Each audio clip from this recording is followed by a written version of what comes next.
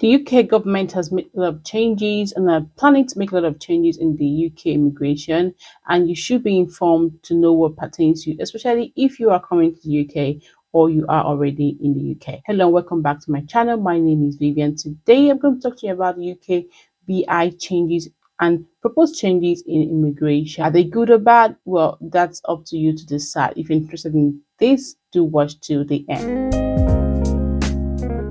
The UK government is proposing to increase the time for working under the student visa. So presently we know that the student visa allows you to work a maximum of 20 hours. And also the same on the skilled worker visas. You are allowed to work a maximum of 20 hours extra outside your full-time studies in the UK and 20 hours extra outside your full-time working hours in the UK by your employer. From the proposal from the UK government, they are proposing to take away the cap on employment hours in the UK. Now, that means you'll be able to work unlimited hours in the UK if this goes to become a law. This could be good for students who are hustling to make money to pay off their debts, especially their school fees.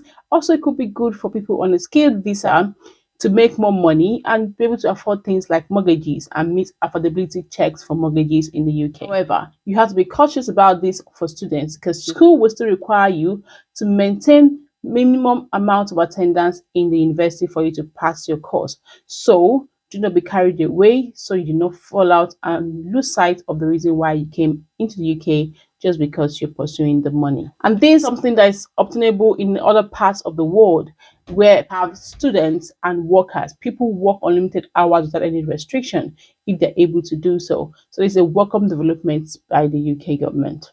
There's also plans to restrict the dependents coming to the UK with students. Now, there is no restriction on skilled workers because you come into the UK as a skilled worker, you need to come with your family if you have one. However, on the student visa, there has been proposals for restrictions to made on dependents coming to the UK.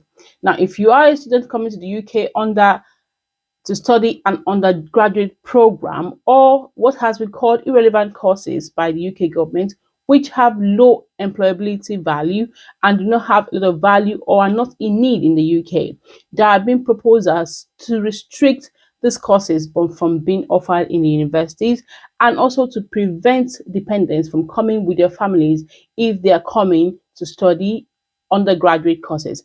However, if you are studying at the master's level or a PhD level, you are then allowed to come with your family. And the master's level, if your master's level is for 2 years. So this changes is going to be a big blow if it's been done. However, this is being tackled by the Education Secretary, saying that this will affect the suitability of UK being a destination country for education. And this has a lot of impact on budgetary for universities who rely on international student funding to run their universities. So they may have a rethink about this. We'll wait and see. The other change that has been brought by the UK government is that as a student on a Tier 4 visa, you can switch to a Tier 2 visa while you are in the UK. Now, you do not need to wait for your program to be completed before you begin to look for Tier 2 jobs. So if you are a student in the UK, now is the right time to begin to look for those jobs. Don't wait for the last minute and you are then caught up without having any plan B or not being able to afford your post-study visa. Begin to make plans to look for jobs, and once you find these jobs, you can actually switch to a Tier 2 visa while you are in the UK and continue your studies. All you need to do is to let your employers know that you are studying and you're required to be at school for so days, and you continue your studies and complete your studies with assurance that you are not going to be leaving the UK at the end of your studies. So this is a welcome development because it helps students to plan themselves very well in the UK. It also helps to help families who are here studying to settle appropriately, okay? So do not wait for when your visa is expired. Begin to start looking for jobs on websites like the early careers and things like that. Look for these jobs that give you Tier 2 visa sponsorship. And this is to say to those who are coming on the student visa, look for courses that will give you employability. Check on the shortage occupations. Look for jobs that will have offers for you. Look for courses that will have jobs offer after your studies. Do not do just flimsy courses as a reason to leave coming to the UK, because at the end of the courses, it's going to come by biting you in the head because you've made the wrong choices, of course, and there are no jobs out there for those courses. There are lots of jobs out there that are very good, things like tech jobs, project management, things that help you to dive into tech, okay, business analysis. These are the kind of things that you should be thinking about doing, and they don't have a lot of headache in getting admission for these courses. The point is being smart about your courses and making the right choices of courses to enable you to get employability after your course. Now, there are also proposed changes to reduce the post-study visas to 6 months. Presently, the post-study visa is for 2 years. This was put in place by Boris Johnson after it was scrapped previously, and then UK began to see a decline in students coming to the UK to study.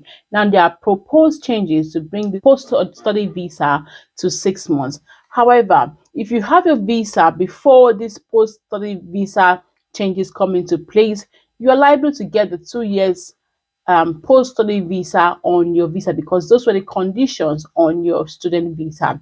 However, if you come in after these changes have been made, you might be restricted to only staying in the UK for 6 months or getting a tier 2 visa.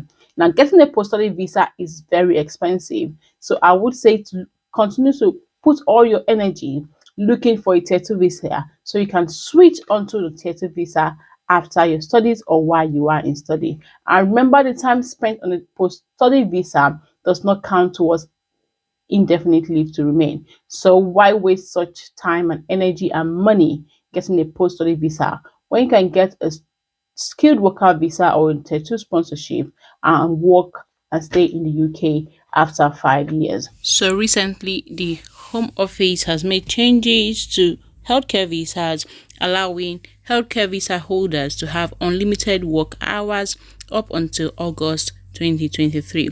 Now, these changes are always done intermittently, and we may see if this change will remain for a while or if it will be changed back to 20 hours. But for now, healthcare visa holders can work unlimited.